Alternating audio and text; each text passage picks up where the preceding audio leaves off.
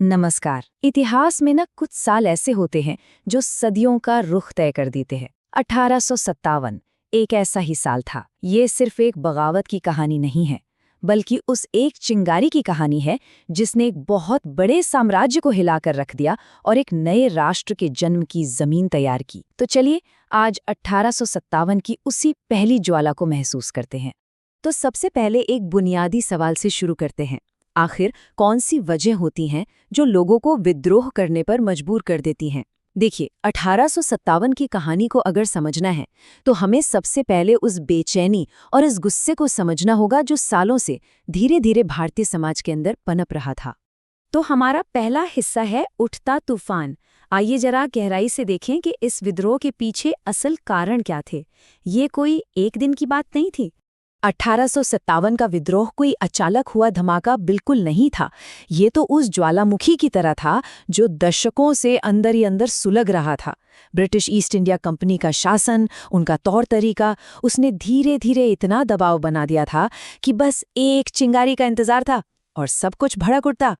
और ये जो गुस्सा था ये समाज के हर तबके में था, हर कोने में।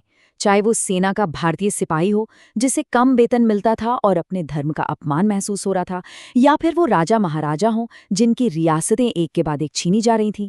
खेतों में किसान भारी टैक्स के बोझ तले दबे थे, तो शहरों में कारीगरों का काम धंधा वो पूरी तरह चौपट हो चुका था। मतलब कोई भी अछूता नहीं था। और राजनीतिक तौर पर एक चीज थी जिसने आग में घी का काम किया, वो थी डॉक्ट्रिन ऑफ लैप्स या युपगत का सिद्धांत।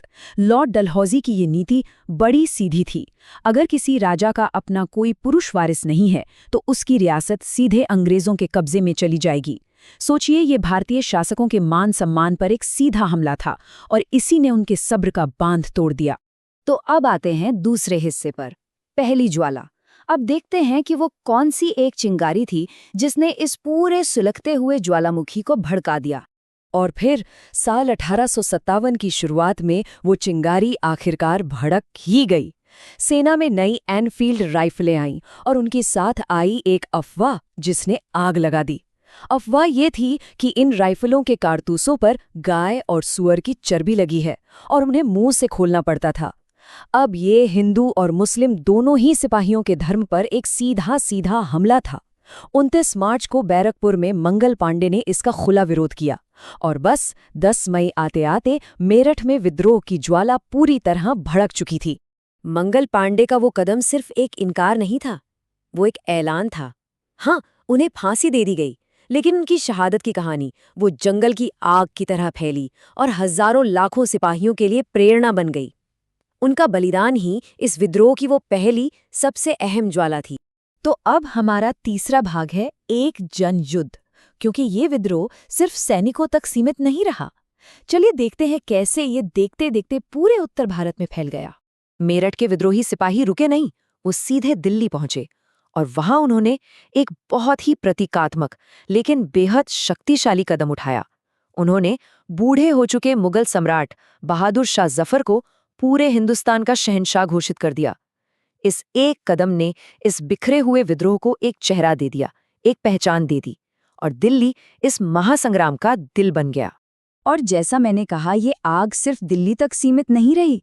कानपुर में नाना साहेब ने कमान संभाली, लखनऊ में बेगम हजरत महल ने मोर्चा खोला और झांसी में तो रानी लक्ष्मीबाई ने वो शौर्य दिखाया जो आज भी मिसाल है। ये लड़ाई अब सिर्फ सिपाहियों की नहीं रही थी, ये आम लोगों की अपनी आज़ादी की जंग बन चुकी थी। चौथा भाग, साम्राज्य का पलटवार। विद्रोहियों का जोश आसमान पर था, लेकिन उनके सामने एक बहुत ही संगठित और ताकतवर दुश्मन था, ब्रिटिश साम्राज्य।